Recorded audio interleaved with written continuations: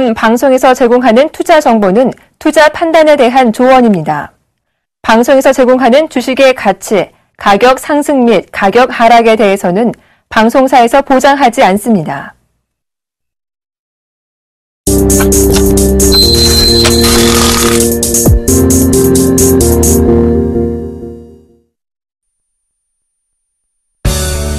자꾸 빠지는 수익률에 주식 투자가 힘드세요? 이제 힘든 주식 투자는 그만. 차트 속 마디를 알면 누구나 가능한 쉽고 정확한 주식 투자. 마디매매 창시자 정재욱 멘토와 함께라면 당신의 수익률도 달라질 수 있습니다. 여러분 안녕하십니까. 대박플러스 시즌2. 원래는 화요일날을 책임지는 남자였었죠. 근데 목요일입니다. 예병군 멘토가 아니죠. 김용준 멘토께서 개인적인 좀 사정이 생기셔가지고요. 제가 대신 출연하게 됐습니다. 요즘 야외에서 이 캐러반이나 텐트를 치고 숙박을 하는 캠핑족들이 상당히 좀 많이 있죠. 저도 캠핑을 좀 상당히 좋아하는데요. 하지만 이제 여성들 같은 경우는 콘도나 호텔 이런 쪽을 더 선호하는 그런 성향이 좀 짙거든요. 근데 나름대로 이 캠핑에 대한 매력이 좀 빠져들면 상당히 좀 좋다라는 부분들 좀 말씀을 드리고 싶습니다. 근데 최근에는 이 뱀이나 야외에다 생활하다 보니까 뱀이나 말벌들에 대한 피해가 조금씩 늘어난다고 합니다. 그 부분들 조금 조심하시면서 캠핑을 좀 즐기시는 분들은 그 부분만 좀 참고를 하시면 좋을 것 같습니다. 자, 먼저 포트폴리오 종목 상담 신청 방법부터 말씀드리도록 하겠습니다. 총 3가지 방법이 있죠. 전화 상담과 문자 상담, 그리고 홈페이지를 이용하는 방법이 있습니다. 전화번호는요, 02-3153-2611, 2612 2대의 전화가 설치가 되어 있고요. 문자는요, 무료 문자입니다. 013-3366-0110번으로 문자를 보내주시면 될 것 같고요. 마지막으로 홈페이지를 이용한 방법이 있습니다. 서울경제TV 홈페이지죠. www.cntv.co.kr 종목 상담 신청 게시판을 이용하시면 되겠다라고 좀 말씀을 드려보도록 하겠습니다. 자, 오늘 시장 한번 쭉 훑어보는 그런 시간을 좀 마련해봐야 될 것 같은데요. 여전히 오늘 시장 괜찮은 그런 모습이었었습니다. 근데 이제 장 막판에 좀 밀려 내려오는 그런 모습들이 나타났었죠. 코스피 시장은 0.3% 밀려서 2076포인트대에 마무리가 좀 됐고요. 그리고 코스닥 같은 경우는 1%가 좀 넘는 그런 모습들이 나타났습니다. 536.32포인트로 마무리가 됐고, 원달러 환율은 약간 소폭 상승을 했습니다. 1027원 90전에 마무리가 좀 됐습니다. 약 0.35% 정도 상승을 했는데요. 오늘 지수의 흐름들을 좀 보게 된다라면, 장 시작했을 때 삼성전자에 대한 실적 발표가 좀 나왔습니다. 나름대로 좀 실적에 대한 부분들 실망감이 좀 나왔었죠. 그 부분들 때문에 삼성전자가 조금 밀려내려는 그런 모습들이 나타났었고, 그로 인해서 지수가 0.3%대 밀려 내려왔다라고 좀 보셔도 좋을 것 같습니다. 그렇지만 외국인들 같은 경우는 4,940억 원 가까이 순매수를 해주는 그런 모습들이 나타났죠. 프로그램 또한 마찬가지로 3,400억 가까이 매수를 해주는 그런 모습들이 나타났습니다. 기관 같은 경우는 1,500 정도 매도가 나왔었죠. 이 부분들을 살펴보게 되면 윈도우 드레싱 효과입니다. 7월 말 하순경부터 이 거래일 전부터 프로그램에 대한 매수가 상당폭 좀 들어와주는 그런 모습들이 나타났었죠. 전날에도 많이 들어왔었고요. 근데 외국인에 대한 매수세가 상당히 좀 공격적으로 매수가 유입이 되고 있는 그런 상황들입니다. 기사를 보니까 우리나라 이 외국인들이 한국에 대한 주식을 거의 사상 최고치에 육박할 만큼 그런 주식을 좀 보유를 하고 있다라는 그런 신문 기사를 좀 본 적이 있습니다. 결국엔 우리나라가 아직까지 여전히 투자에 대한 이 매력이 좀 많다라고 좀 보셔도 좋을 것 같습니다. 그리고 외국인에 대한 자금 이탈은 단기적으로는 있을 수가 없다라는 점, 즉 아마도 올 연말 내내까지라도 외국인 쪽에서의 매수세는 유입이 될 수 있다라고 좀 보셔도 좋을 것 같습니다. 여전히 차별화는 좀 진행이 되고 있는 그런 상황입니다. 차별화가 좀 진행이 되고 있는 그런 상황들이기 때문에 종목 선정하기가 조금 더 까다로울 수 있다라는 점, 그 부분들 좀 기억을 하시는 게 좋을 것 같습니다. 반대로 이제 코스닥 시장을 좀 보게 되면 오늘까지 투매가 좀 나왔었어요. 결과론적으로만 좀 보게 되면 기관 쪽에서의 코스닥 묻지마 매도가 지속적으로 좀 출회가 됐습니다. 장 막판에 기관 쪽에서 매도에 대한 규모를 좀 축소를 시켜놓는 그런 모습들이 나타났는데, 상당 부분 이 매도 물량으로 인해서 많이 밀려내렸어요. 잠깐 좀 차트를 보시면서 말씀을 좀 드려보도록 할게요. 자, 거래소 시장보다는 코스닥 시장을 좀 보셔야 될 것 같습니다. 오늘 시장에 대한 부분들 좀 살펴봐야 될 것 같은데, 최근의 모습을 보시게 되면 이제 전 저점짜리 때까지 이탈했습니다. 530포인트를 붕괴시키는 그런 모습들이 나타났었고, 자, 5장 들어서면서 아래꼬리를 좀 달아주는 그런 모습들이 나타났는데, 과거에 피보나치에 대한 부분들을 좀 말씀을 드렸을 거예요. 피보나치의 조정대를 좀 보게 된다라면, 50%의 좀 조정을 받고 있는 그런 모습이죠. 약간 이탈되는 모습이었습니다만, 피보나치 조정대 50%의 조정대를 좀 받고 있는 그런 모습들이 나타나고 있고, 그렇다면 추가적으로 밀려 내려오는 그런 흐름들보다는 여기서부터는 이제 반격에 대한 그런 시도를 좀 준비를 해야 되는 게 아닌가라고 좀 생각을 합니다. 결국 매도에 대한 물량들이 좀 상당히 많았어요. 종목들 같은 경우도 무분별하게 좀 밀려 내려왔었죠. 특히나 이 서울반도체 같은 경우는 금일 하한가를 좀 기록을 해주는 그런 모습들이 나타났었고요. 근데 이 급락을 했던 종목군들의 특징을 보게 되면 기관애들이 그렇게 매도를 때립니다. 매도를 때리면서 주가의 왜곡을 시키는 그런 부분들이 있다라고 좀 생각을 하고 있거든요. 자, 서울반도체 한번 볼게요. 서울반도체를 보게 되면 실적에 대한 부분들 때문에 하한가를 좀 기록을 했습니다. 근데 투자자들 좀 보게 되면 외국인 쪽 같은 경우 오늘 공격적으로 좀 매도가 나왔었네요. 기관 쪽 같은 경우도 100만 주 가까이 매도가 좀 나와주는 그런 모습들이 나타났었죠. 결국에는 기관 쪽에서 묻지마 매도가 좀 나와주고 있는 그런 모습들입니다. 대부분 기관 쪽에서의 물량, 대량 매도가 좀 나와주는 그런 흐름들이 보이게 된다라면 주가는 저점을 좀 기록할 확률이 좀 높아 보입니다. 단기적인 저점이다라고 좀 보셔도 좋을 것 같거든요. 그렇다면 내일장에 어떻게 돼야 할 것인가, 아니면 8월 시장을 어떻게 봐야 될 부분들인가, 이걸 좀 체크를 해봐야 될 것 같습니다. 일단 요 부분들은 잠시 이제 오늘 시황에 대한 부분들을 좀 짧게 마무리를 짓도록 하겠고요. 8월달 시장 전략이라든가 이런 부분들은 잠시 뒤에 시작을 해보도록 하겠습니다.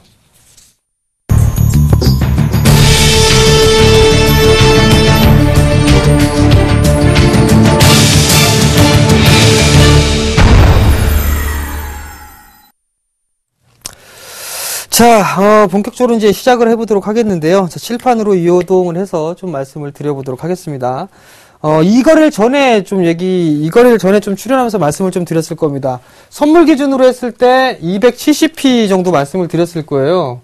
선물 기준으로 270포인트가 고점권역입니다. 라는 부분들을 좀 말씀을 좀 드렸던 걸로 기억을 합니다. 근데 선물이 좀 상당히 많이 올라왔어요. 그죠?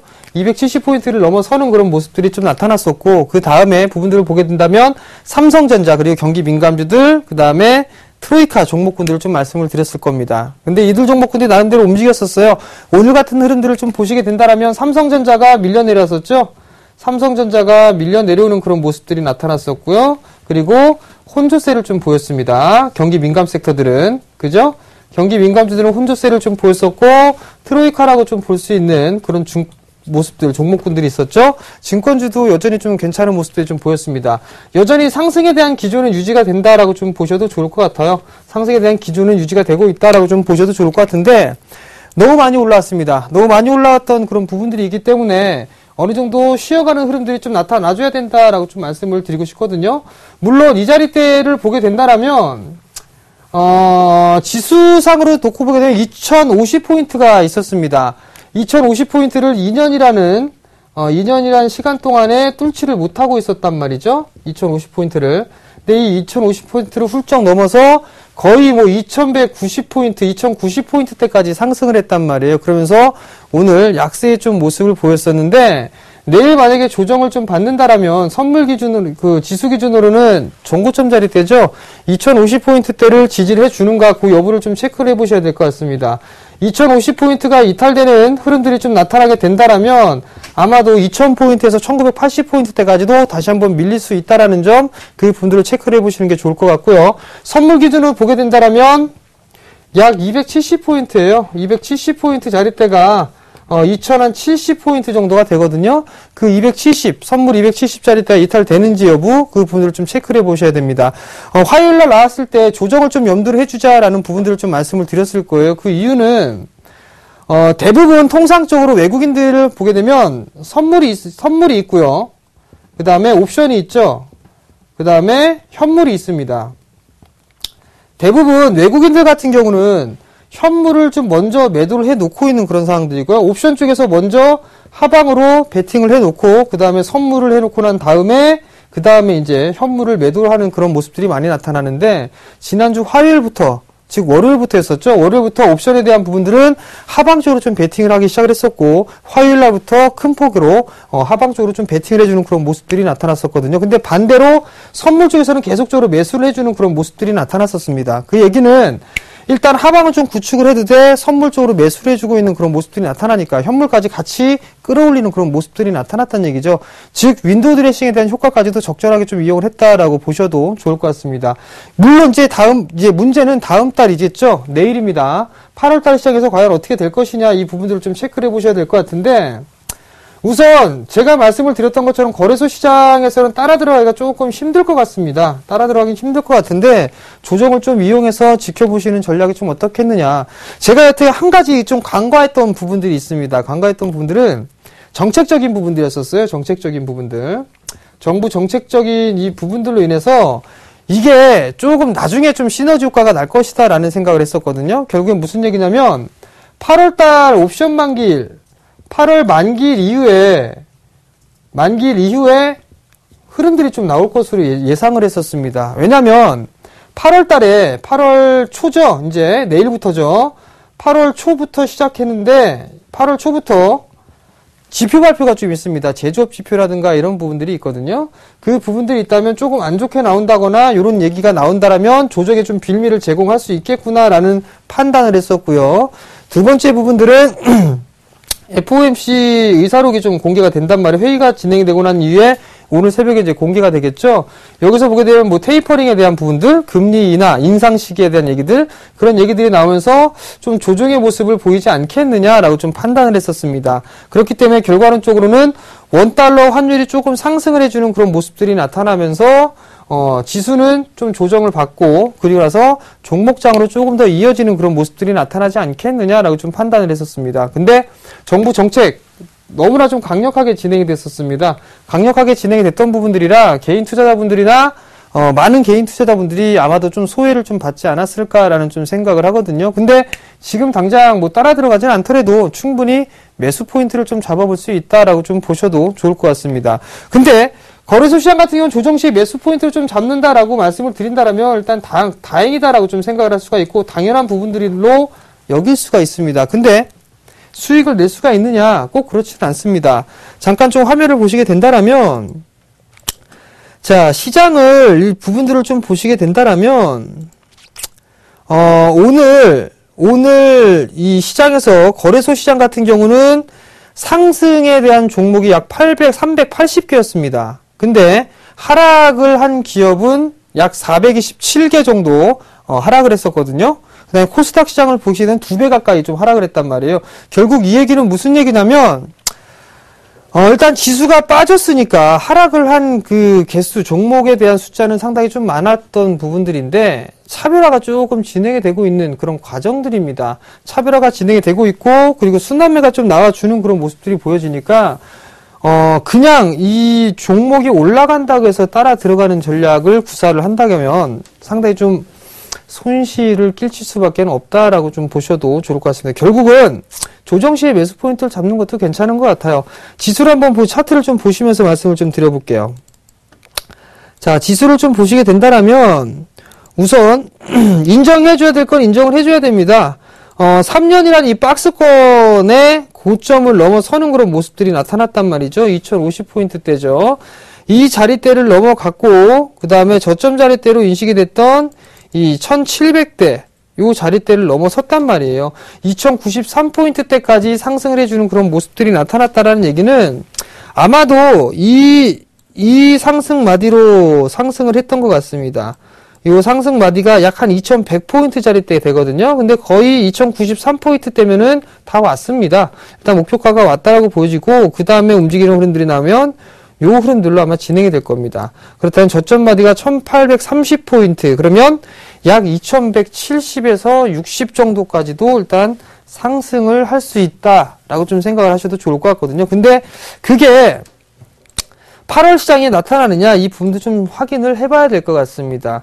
결국엔 시장이 좀 조정을 받는다라면 2050포인트 자리대죠. 이 자리대를 지지를 할 것인가 이 부분들을 좀 체크를 해보시고 대응을 해 나가는 게 좋을 것 같다라는 점 다시 한번 말씀을 드릴게요. 왜냐하면 윈도우 드레싱 효과가 좀 강하게 들어왔습니다. 강하게 들어왔기 때문에 조정 또한 마찬가지로 조금 더 조정을 좀 받을 수 있다라고 좀 생각을 하고요. 그렇기 때문에 차분하게 좀 보셔도 좋다라는 거. 시가총액 상위 종목군들 말씀을 좀 드렸을 거예요. 그죠?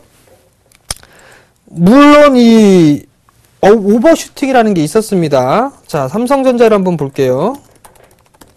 자, 삼성전자 보시게 되면 절반의 되돌림이 다 나왔습니다라는 말씀까지 일단 드렸을 겁니다. 그죠? 절반의 되돌림 자리대가 다 나왔습니다라고 했었죠. 그 자리대가 제가 출연한 날이 요 날입니다. 요 날. 그죠? 이날 목표치는 다 나왔습니다라고 얘기했기 때문에 조정을 좀 받아야 됩니다라는 말씀을 좀 드렸을 거예요. 결과적으로 삼성전자는 빠졌습니다. 그죠? 눌림목일지 아닐지는 좀 더 지나봐야 되겠지만 일단 목표치가 도달했기 때문에 빠진다라는 얘기겠고, 그 다음 현대차 한번 볼게요. 현대차를 보시면 어떤 모습들이 나타날 수가 있느냐. 현대차도 요날 말씀을 좀 드렸었죠. 전고점 자리대인데 이 친구는 더 올라갔습니다. 더 올라갔는데 이제는 뭐 저항 자리대까지 다 왔다라고 좀 보셔도 좋을 것 같아요. 마디로만 따져보더라도 하나, 둘, 세 개째 나왔으니까 작게나마 1, 2, 3 조정은 좀 받을 수 있다라고 좀 생각을 해야 되겠죠? 다행인 거는 그냥 거래량이 좀 증가가 되고 있는 그런 부분들 때문에 일단은 좀 더 눌림목 관점에서는 한번 볼 수는 있겠습니다만 이 매물수화 과정이 좀 크다라는 거. 그 다음에 현대차가 올라갈 수 있는 그 우호적인 여건들이 무엇이 있을까를 생각을 해보셔야 될 것 같거든요. 아직까지는 시장에 대한 부분들은 없습니다.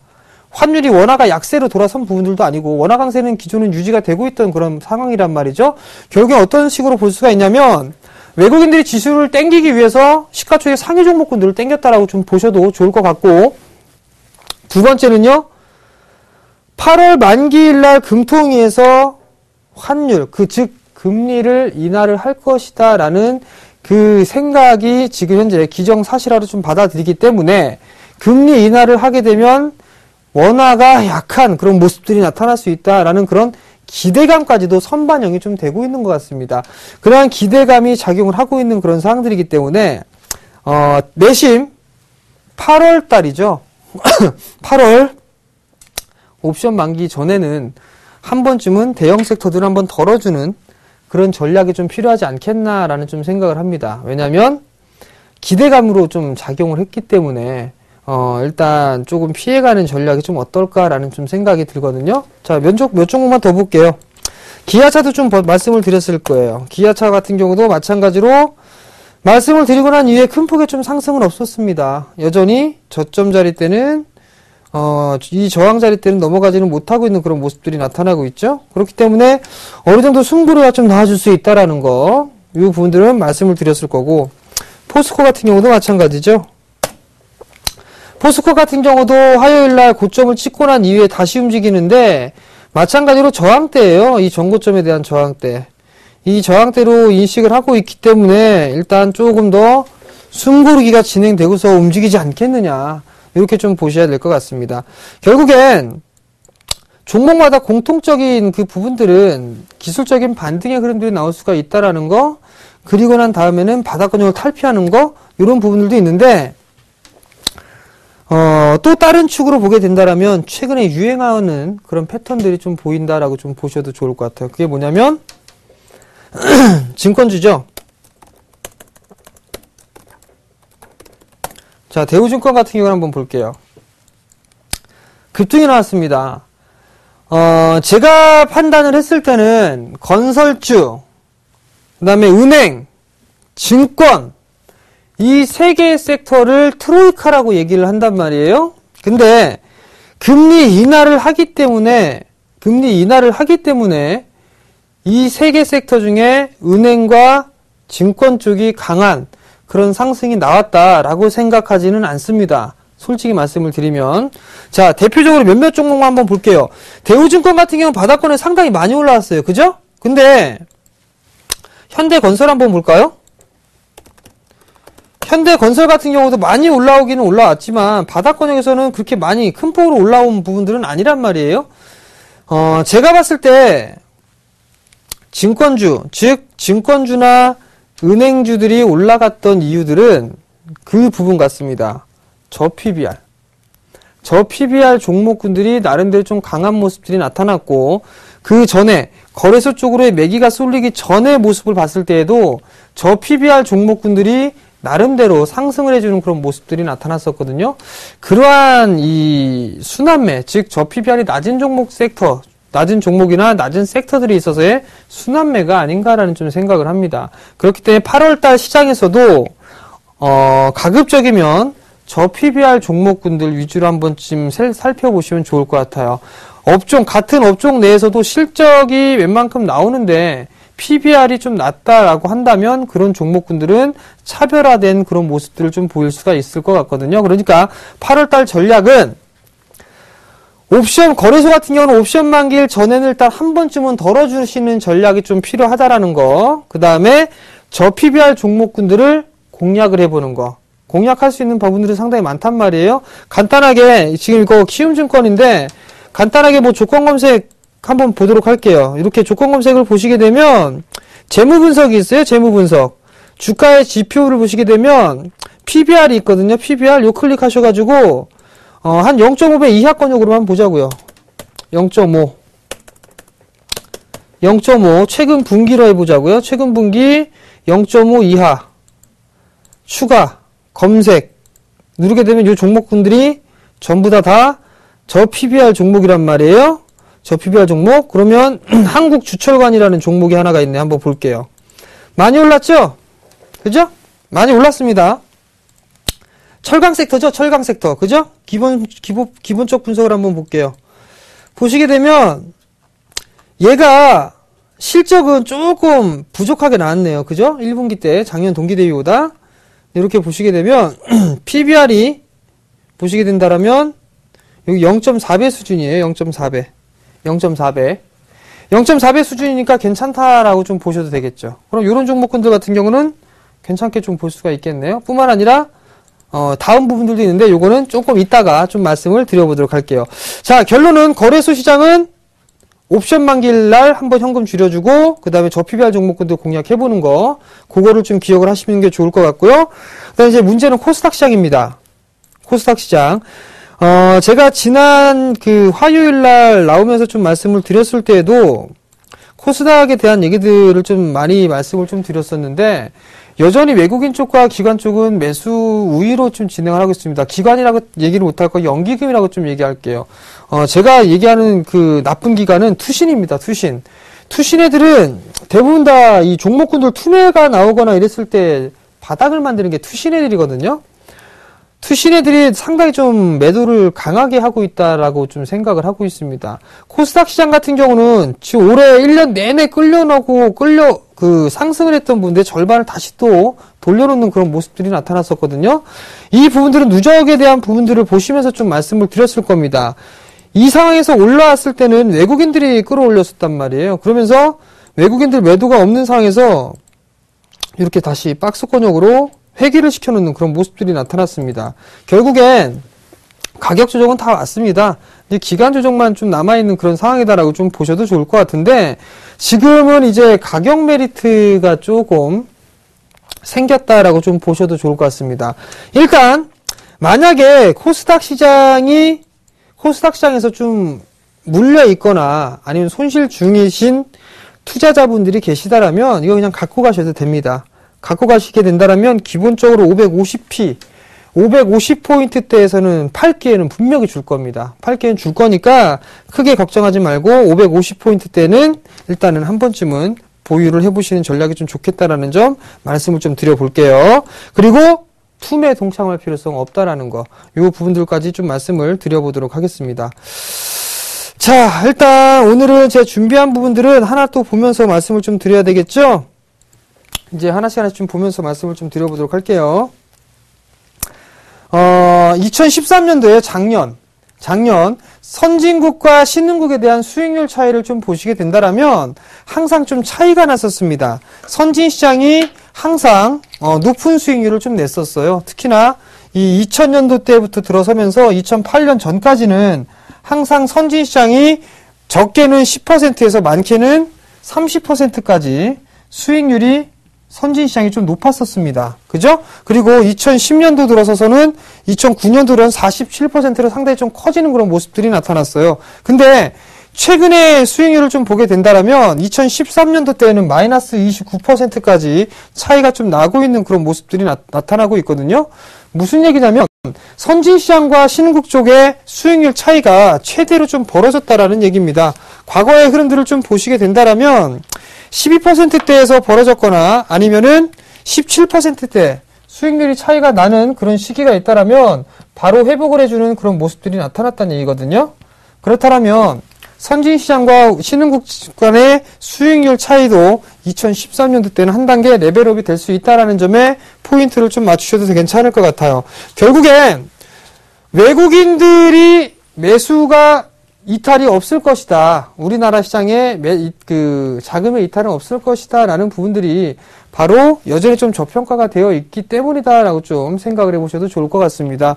신흥국의 주요 연간 수익률 현황을 보시게 된다면 다 좋습니다. 그죠? 다 좋은데 우리나라 시장은 평균도 지금 안 되는 그런 모습들이에요. MSCI 신흥국 지수를 보시게 된다면 올해 3월 달부터 역전이 발생을 했습니다. 3월 하순경부터 역전된 현상 속에서 꾸준하게 상승을 해주는 그런 모습들이 나타났었고 우리나라 지수 같은 경우는 계속적으로 박스권형의 모습을 보였습니다. 그러다 최근에 상승을 하면서 격차를 줄여놓고 있는 그런 상황들이거든요. 그러면 지금 주요국들을 좀 보시게 되면 우리나라보다 문제가 좀 못 사는 나라들이 대부분입니다. 경상수지 쪽으로만 보게 된다면 GDP나 이런 쪽으로 보게 된다면 대부분 뭐 중국이나 대만이나 뭐 이런 기업들, 이런 국가들을 빼고 나서도 상당히 그 국가들이 수익률 차이가 너무 많이 난다라고 좀 보셔도 좋을 것 같거든요. 왜 이러한 평가를 좀 받아야 될지는 모르겠습니다. 그 이유는 어중간하게 우리나라가 껴있기 때문이 아닌가 싶습니다. 어중간하게 껴있고 중국에 대한 의존도가 상당히 좀 크다라는 거, 그 부분들 때문에 수익률 차이가 많이 안 난다. 근데 최근에 중국 시장이 좀 가파르게 상승을 해주고 있죠. 그러면서 우리나라 지수까지도 움직이는 그런 모습들이 나타난단 말이에요. 그렇다는 얘기는 우리나라 시장이 좀 더 우호적인 역할을 할 수 있겠구나 라는 것들을 생각을 해볼 수가 있겠죠. 바로 좀 나오잖아요. 중국 경기 모멘텀이 한국이나 대만 이쪽에 외국인 수급에 대한 변화가 좀 나타난다라는 보셔도 좋을 것 같습니다. 빨간색 선은요, 외국인에 대한 순매수예요. 외국인에 대한 순매수. 그 다음에 검정색 선은 경기 서프라이즈 지수거든요. 서프라이즈 지수는 좀 나중에 전에도 좀 말씀을 드렸던 것 같습니다. 경기 지표가 예상보다 좋게 나오면 서프라이즈 지수가 상승을 해주는 흐름들이고 예상치를 하회하게 되면 둔화가 되겠죠. 떨어지는 모습들이죠. 근데 최근에 서프라이즈 지수가 급반등을 좀 해주고 있는 그런 모습들이에요. 과거의 모습들을 좀 보시게 된다면 떨어지는 모습들이 나타났을 때는 외국인에 대한 순매수가 매도로 좀 전환되는 모습들이 나타났을 거예요. 이쪽도 마찬가지죠. 그죠? 근데 경기가 지수가 이제 서프라이즈 지수가 상승을 해주는 그런 모습들이 나타나게 된다면 당연히 바닥을 치고서 외국인에 대한 순매수에 대한 규모도 늘어날 수 있겠구나 라는 것들을 좀 생각을 해볼 필요성이 있을 것 같습니다. 결국 중국 시장이 살아나게 되면 우리나라 시장이라든가 대만 시장도 나름대로 좀 괜찮은 수익률 게임을 펼칠 수 있다라고 좀 보셔도 좋을 것 같습니다. 뿐만 아니라 신흥국 쪽에서도 놓고 봤을 때 우리나라에 대한 수익률이 그렇게 크진 않았었죠. 그렇게 크지 않았다라는 얘기는 그만큼 올라갈 수 있는 그런 가능성이 있겠구나라고 좀 보셔도 좋을 것 같습니다. 여기까지는 좀 외부적인 요인이었던 것 같아요. 외부적인 요인들. 결국엔 해외 쪽으로 놓고 봤을 때는 선진 시장보다 신흥국 쪽이 수익률이 조금 더 낮다. 그렇다면 바로 돌아세울 수가 있는데 수익률을 보니까 신흥국 쪽의 수익률들을 보니까 우리나라와 중국 그리고 그 제외한 나머지 국가들이 많이 수익률이 올라갔더라. 근데 우리나라는 혹은 중국은 수익률이 얼마 안 났더라. 그렇다는 얘기는 가격적인 메리트가 있겠구나. 수익을 더 올라갈 수 있으니까 많이 올랐던 신흥국 쪽에서 최근에 자금이 좀 빠져나오고 있죠. 그 많이 올랐으니까 빠져나오고 있는 대신에 우리나라 쪽으로 들어오고 있겠구나. 그러면 조금 더 이어질 수 있겠구나라는 것들을 생각해 볼 필요성이 있을 것 같습니다. 거기다가 중국 지표까지 좋아지고 있으니까 거기에 대한 탄력에 대한 강도는 좀 더 커질 수 있다. 그러면 외부적인 요인, 우리나라 외적인 요인들은 크게 문제가 될 부분들은 없겠구나라는 게 일단은 포인트가 좀 될 것 같고요. 그럼 이제 내부적인 요인들을 한번 생각해 볼 필요가 있습니다. 좀 전에 말씀을 드렸을 때 PBR이라는 지표를 좀 말씀을 드렸을 겁니다. 항상 지표가 급락이 나오거나 아니면 뭐 급등이 나오거나 대부분 다 급락이 나올 때 얘기를 하죠. 우리나라 주가 지수는 현재 PBR 1배 수준에 위치해 있고 PER 따졌을 때 8배 수준입니다. 뭐 이런 얘기들 기사에 좀 많이 보셨을 거예요. PBR 기준으로만 놓고 보게 되면 총 PBR 1배 미만으로 내려갔을 때는 총 4차례가 있었습니다. 2013년도에 있었고요. 그 다음에 2014년 들어서 3월달과 5월달, 7월달 이렇게 모습을 나타났었는데 총 4번이었었습니다. 4번이 PBR 1배 밑으로 좀 내려갔었거든요. 그리고 난 뒤에는 바로 회복을 시켜주는 그런 모습들이 좀 나타났었습니다. 그 얘기는 이제는 PBR 1배 정도 이 수준은 코스피 시장에서는 의미가 있는 저점으로 좀 작용을 한다라는 얘기예요. 그렇다는 얘기는 이제 우리나라 주식에 있어서 PBR 1배 미만에 있는 그런 기업들 같은 경우는 매수세가 충분히 이루어질 수 있겠구나라고 좀 생각을 해보셔도 좋을 것 같습니다. PER 같은 경우는 실적이 안 좋게 되면 변동이 좀 많이 큽니다. 변동이 나오기 있는 상황인데 PBR 같은 경우는 한 1년 정도 기준으로 좀 적용을 할 수가 있을 것 같거든요. 그렇게 된다면 좀 더 둔하게 움직이는 그런 습성들이 있습니다. 그렇기 때문에 PBR 기준으로 한번 따져보시는 전략이 좀 어떨까 싶거든요. 그 부분 좀 참고를 하시면 좋을 것 같고, 국내 PBR 기준으로 놓고 봤을 때 지금 선진국 대비했을 때 우리나라 시장하고 한번 비교를 해보게 되면 전 세계 대비해서 이 할인폭, 즉 우리나라가 좀 적게 프리미엄이 아니죠. 헐값이죠. 헐값을 좀 받고 있는 부분들이 지금 최대 수준까지 좀 벌어져 있는 그런 상황들입니다. 그렇기 때문에 충분히 돈이 유입이 될 수 있다라는 구조, 요 부분들을 좀 체크를 해보시면 좋을 것 같아요. 그럼 결국에는 저 PBR 종목군들을 좀 봐야 된다라는 얘기겠죠? 그 부분들 체크를 해보시면 좀 좋을 것 같고요. 마지막입니다. 요거 때문에 거래소 시장이 조금 더 움직이지 않았나 싶습니다. 지금 정책적인 국가들을 놓고 봤을 때도 주가 상승 이 부분들 좀 살펴보게 되면 일본 시장이 60% 이상 상승을 했습니다. 그리고 인도 같은 경우도 20% 이상, 인도네시아도 20% 이상 성장을 했는 그런 모습들이 나타났죠. 근데 우리나라 같은 경우는 외국인의 매수 금액도 가장 적게 들어왔었고요. 그 다음에 수익률도 가장 낮은 수익률을 좀 보였다라는 얘기죠. 그 얘기는 아직까지 정책적인 이 시너지 효과라고 해야 되나요? 지수와 정책적인 이 부분들이 맞물리면서 시너지 효과가 안 나고 있다는 얘기입니다. 근데 우측을 보시게 되면 정부 2년차의 흐름들을 좀 보시게 된다라면 이제 2년차 들어갔죠? 보시게 되면 과거에 전체적인 부분들을 놓고 봤을 때 하반기 때가 점차적으로 좀 커지는 그런 모습들이 나타나고 있다라는 얘기입니다. 결국은 어떠한 모습을 예상해 볼 수가 있냐면 정부 2년차가 이제 시작이 됐습니다. 그죠? 2년차가 시작이 됐기 때문에 충분히 상승을 할 수가 있다라는 얘기고 수익률을 충분히 놀릴 수가 있겠구나라는 게 저의 판단입니다. 또 하나는 외국인에 대한 매수 금액 자체도 늘어날 수밖에 없다. 그 이유를 말씀을 드렸죠. 와타나베 부인에 대한 기환, 그 다음에 중국 자금들 이런 것들을 좀 많이 말씀을 드렸을 겁니다. 결국에 어떤 감정으로 보느냐, 정부 정책 수혜주들을 보자. 정부 정책 수혜주들을 보는데 그 중에서 많이 올라간 종목군들을 일단 빼자. 많이 올라가는 건 빼고 어떤 걸 보냐면 저 PBR 종목군들을 보자. 요 부분들을 보게 된다면 나름대로 괜찮은 수익이 날 수 있다라고 좀 생각을 해보셔도 좋을 것 같거든요. 자, 차트를 한번 볼게요. 다시.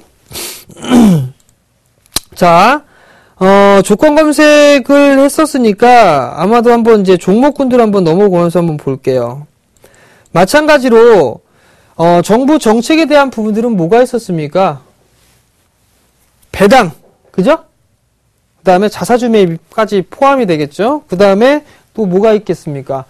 내수 경기에 대한 활성화 이 부분들, 그렇기 때문에 건설주들이 올라가고 있고 이런 얘기들이 좀 있었죠? 그렇다면 내수예요, 내수. 여전히 내수 쪽 섹터는 봐야 된다라는 얘기입니다. 근데 여기에다가 추가적으로 볼 수 있는 거는 PBR이 낮은 주식들. PBR이 낮은 주식들을 좀 같이 보면 된다라는 얘기예요. 즉 내수 섹터에 포진이 돼 있는데 PBR이 낮은 주식들, 요런 거 같은 경우는 나름대로 좀 괜찮을 거고, 그 다음에 경기 민감주들을 좀 본다면, 경기 민감주들 중에서도 PBR이 낮은 종목들. 한번 예를 들어서 한번 볼게요. 어떤 거 한번 볼까요? 철강 섹터 한번 볼까요? 자, 현대제철, 대표적으로 현대제철 한번 보자고요. 자, 현대제철을 좀 보시게 된다라면 뭐가 있냐면 쭉 한번 내려볼게요. 자, 일단 실적은 좀 괜찮게 나왔어요. 실적은 기본이라고 했죠. 근데 쭉 내려보게 되면 자, PBR 요 맨 끝에 보이시죠? PBR 맨 아랫단, 요 맨 아랫단에 있는 게 0.6배입니다. 0.6배. 그죠? PBR이 0.6배 수준이란 말이에요. 그러면 BPS가 11만원짜리예요. BPS에다 이 BPS가 11만원짜리. 현재 주가에다가 BPS를 나누면 그게 PBR입니다. 근데 0.6배 수준밖에 안 된단 말이에요. 그러면 1배 수준까지는 올라갈 수 있겠구나라고 좀 생각을 할 수가 있겠죠. 그러면 0.6배 얘 좀 더 올라갈 수 있겠구나. 그렇겠죠? 그럼 다른 종목 한번 볼까요? 포스코 한번 볼게요. 포스코. 자, 포스코도 똑같습니다. 포스코도 똑같은데 실적이 그래도 좀 괜찮게 나왔네요. 자, 그러면 BPS 한번 볼게요. BPS를 딱 보게 된다라면 얘도 얼마나 나왔나요? BPS가. 얘도 보게 된다라면 잠깐 PBR 부분들을 보게 되면 0.6배 수준이죠. 그죠? PBR 밴드가 BPS 같은 경우 40만 원대예요. 근데 지금 현재 수가는 0.6배 수준이란 말이에요. 그럼 이 친구도 올라갈 수가 있다라는 얘기입니다. 그럼 다른 종목 뭐가 있을까요? 동국제강 같은 거 한번 볼까요? 자, 동국제강을 보시게 되면 얘도 마찬가지 0.3배예요. 0.3배. 그죠? PBR이 0.3배 수준인데 저는 이 종목 같은 경우 못 볼 것 같습니다. 왜냐면 적자, 여전히 좀 적자가 나오고 있죠. 그러면 적자가 좀 나오거나 이런 흐름들이 나타나게 된다라면 일단은 제껴놓고 봐야 되겠죠.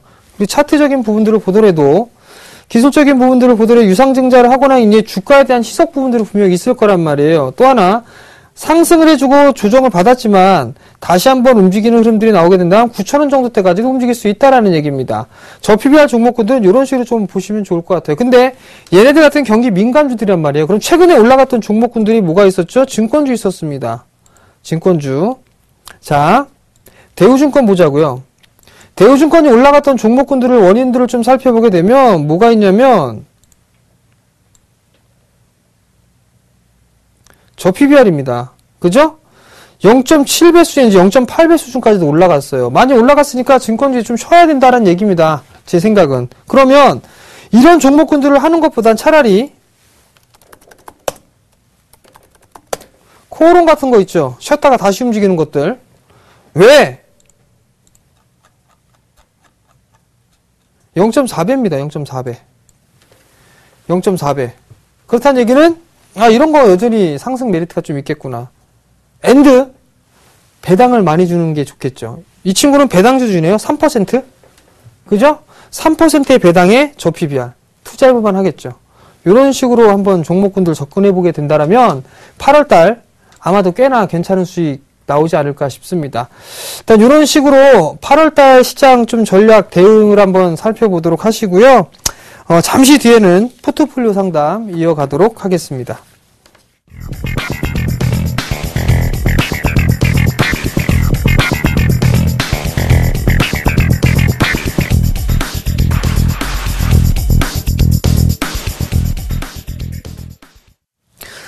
자, 포트폴리오 상담을 시작을 해보도록 하겠습니다. 전화가 와 있나요? 자, 전화 받아볼게요. 여보세요? 여보세요? 네, 안녕하세요. 예, 안녕하세요. 네, 제가 아닌 줄 알았죠? 아니요. 원래 제가 출연하는 날이 아닌데. 괜찮으시겠습니까? 예, 예. 괜찮으시겠어요? 상담 받으시기? 아유, 좋죠. 반갑습니다. 네. 자, 일단 포트폴리오 좀 화면으로 좀 확인을 해보도록 할게요. 네. 하나케미칼이 18,600원에 20%를 가지고 계시고요. 카프로가 4,820원에 20%, 행남자기가 4,200원에 20%세요. 그리고 예. 현대보유주가 40% 되시고요. 예. 일단 화학 섹터 2개, 내수 섹터 한 종목을 좀 갖고 계시거든요. 네. 자, 우선 먼저 하나씩 좀 볼게요. 하나케미칼을 매수하신 이유가 혹시 있으세요? 하나케미칼요? 네. 하나케미칼을, 네, 제가 좀 두고 봤었어요. 흐름을. 네. 근데 이거 좀 사고 싶더라고요. 그래서 네. 8,200원에 한 10% 샀었고요. 18,200원이요? 예. 네. 그리고 네. 요 며칠 전에 그제 네. 또 18,600원에 10%를 더 산 거예요. 아, 그러셨구나. 네. 자, 우선 보시게 되면 하나케미칼도 이제 뭐 바닥권역은 좀 나왔을 것 같아요. 근데 뭐 하나케미칼 뭐 태양광 쪽에서 흑자로 돌아선다 뭐 이런 얘기들이 좀 나오고 있죠. 네. 근데 아직까지 이 화학 업황에 대해서는 조금 더 지켜봐야 될 것 같아요. 일단 왜 그러냐면 LG화학이 실적이 좀 썩 좋지 않게 나왔어요. 그죠? 네. 그러면서 이제 롯데케미칼이나 금호석유나 실적이 예상치를 뭐 상회하는 그런 실적은 나오지 않을 것 같거든요. 예. 그럼 하나케미칼 같은 경우도 실적이 뭐 서프라이즈 형식으로 나오거나 그러지는 않을 것 같습니다. 근데 주가는 이제 어느 정도 바닥은 확인한 것 같아요. 주가는. 네. 그러니까 이걸 단기적으로 보셨어요? 아니면 좀 여유 있게 보셨나요? 조금 여유 있게 봤죠. 아, 좀 여유 있게 보셨어요? 예. 조금 여유 있게 보셨다라고 하셨는데 제가 좀 단기적으로 좀 목표가를 좀 잡았어요. 일단 네. 목표가는 한 19,000원에서 2만원 정도가 오게 되면 예. 일단은 매도를 하고 나오시는 게 어떨까 싶거든요. 예. 네, 일단은 뭐 종목군들 같은 경우 나름대로 이 경기 민감주들도 한번 봐야 되는 부분들이 있는데 네. 일단은 한 번쯤은 끊어주고 다시 또 살 수 있는 기회가 올 것 같아요. 예. 네, 그래서 제가 목표가를 한 19,000원에서 2만원 정도 좀 제시를 해드리도록 할 겁니다. 네. 되셨나요? 예. 자, 그럼 두 번째 종목은 카프로예요. 카프로도 최근에 혹시 매수하셨나요? 예, 최근에 매수했습니다. 이 화학 섹터를 되게 좋아하시는 것 같아요. 아, 제가 네. 처음 주식을 하면서 네. 카프로를 샀었어요. 네.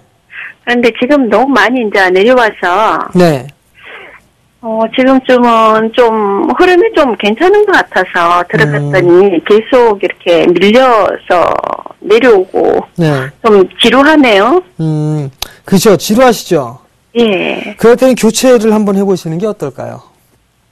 저도 지루하실 때. 그러고 싶어요. 그러고 싶으시죠?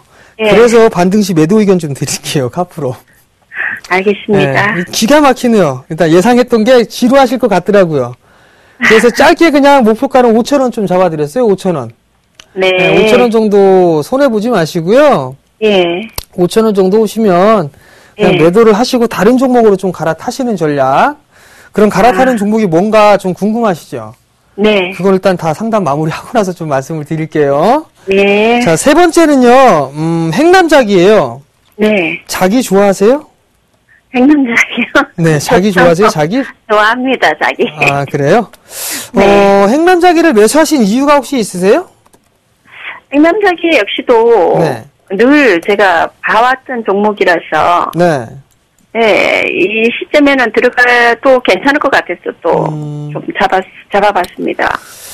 행남자기 같은 경우는 자, 첫 번째로 보게 되면, 예. 실적 한번 볼게요. 실적은 안 나옵니다. 적자예요. 실적은. 네, 적자입니다. 예. 이게 돋보기를 딱 보시면 여기 빨갛게 써있죠, 맨 끝에. 예, 예. 그죠? 이게 예. 다 적자예요, 일단. 영업이익이 적자가 나온 부분들이에요. 예. 근데 밑으로 쭉 내려보게 되면, 유보율도 거의 없는데요, 보니까. PBR이 0.6배 수준입니다. 일단 저 PBR인 거는 맞는데, 네. 우선 이 행남자기가, 뭐라고 해야 될까요? 이 경기 내수 섹터가 움직이면서 아마 한 차례 좀 움직이지 않았나 싶습니다. 근데, 예. 차트상으로 좀 보게 되면 기술적인 좀 반등은 나오지 않을까 싶습니다. 근데 요거는 차트로만 좀 분석을 해야 될 것 같거든요. 네. 우선 이 종목은 조금만 더 보유를 한번 해보세요. 4,200원이면 한 5% 정도 좀 손실권역이시란 말이에요. 네. 근데 제가 봤을 땐 이거 조금 횡보를 해주는 흐름들이 나올 거지만, 아마도 반등은 좀 나와줄 수 있을 것 같아요. 한 5,500원 정도? 요 정도의 반등은 좀 나올 수가 있어 보이거든요. 예. 그러니까 요 정도까지는 목표가를 좀 잡아 놓으시고요. 예. 그다음에 3,500원 깨면 도망 나오시는 전략. 예, 3,500원 알겠습니다. 깨시면 이렇게 일단 접근을 하시면 괜찮을 것 같아요. 예. 자, 그럼 이제 내일 관심 있게 좀 볼만한 거 향후에 그런 종목군을 좀 말씀을 드려야 되잖아요. 네. 대형주 좋아하세요? 중소형주 좋아하세요? 중소형주를 저는. 많이. 중소형주를 좋아하세요? 예, 예. 그럼 뭐 5,000원 미만짜리 좋아하세요? 5,000원 이상짜리 좋아하세요? 네. 만원 선에서 네. 좀 사고 팔고 하거든요. 만원 선에서? 예. 그러면 하이트 진로 홀딩스라고 있어요. 예. 이거 잠시만요. 자, 하이트 진로 홀딩스. 예. 네, 하이트 진로 홀딩스라고 있는데 12,000원짜리예요. 예. 네, 일단 가격은 적당하네요. 그죠? 예. 자, 근데 따져봐야 될 거란 말이에요. 자, 하이트 진로 홀딩스를 보는 이유는요, 내수 섹터입니다. 그죠? 예. 하이트, 맥주죠, 맥주. 예, 예. 여름에 좀 많이 마시잖아요. 그죠? 예. 그럼 3분기 실적 괜찮을 겁니다. 그렇겠죠? 예. 그 다음에 PBR이 지금 0.5배 정도 수준밖에 안 돼요. 0.5배 정도 수준밖에 안 되고, 작년에 배당 3% 했거든요? 예. 작년에. 예. 그러니까 올해는 배당 투자를 조금 일찍 시작하는 게 좀 좋을 것 같아요. 네. 그렇기 때문에 물리더라도 배당을 받고 할 수 있는 그런 종목군들 중에 뭐가 없을까? 많이 안 올라간 종목 중에 그래서 생각해 본 종목이 하이트 진로예요. 예. 하이트 진로 같은 경우는 조금 조정을 좀 기다렸다가 한 12,200원부터 한 11,800원? 요 정도까지 좀 매수를 해보시면 괜찮을 것 같거든요? 네. 그러면 한 14,000원 정도 때까지는 보셔도 좋을 것 같아요. 예, 예. 네, 감사합니다. 하이트 진로 같은 경우는. 그 다음에 네. 한 종목을 좀 더 말씀을 드리면, 빨리 말씀드릴게요. 예. 한국주철관이에요. 아까 조건 검색하면서 좀 말씀을 드렸던 부분들인데, 예. 얘도 마찬가지로 저점을 한 차례 상승했다 정배열 초입에서 눌림목 구간이란 말이에요. 예. 요거 4,400원 이하권역에서만 매수하시면 괜찮을 것 같아요. 4,400원 이하. 예, 예. 예, 손절은 3,900원이고, 예. 그 부분들을 좀 살펴보게 되면, 이 친구도 마찬가지로 실적은 조금 안 좋은데, 2분기 때 돌아설 가능성이 좀 있고요. 예. PBR이 0.4배 수준밖에 안 됩니다. PBR이. 예. 그리고 예. 작년에 3.8% 거의 4% 배당을 해줬어요. 네, 아. 그러니까 요 부분들을 한번 보시면 괜찮을 것 같아요. 조금 단기적인 게 아니라 좀 여유 있게 보시는 것도 괜찮은 종목군들이니까요. 예. 요 두 종목 한번 관심 있게 보시기 바랍니다. 감사합니다. 아시겠죠? 예. 예, 성공 투자하시고요. 예, 감사합니다. 네. 자, 지금까지 종목 상담 마무리했고요. 저는 여기서 좀 물러나도록 하겠고요. 다음 주 화요일 날 다시 찾아뵙도록 하겠습니다. 시청해 주셔서 감사합니다.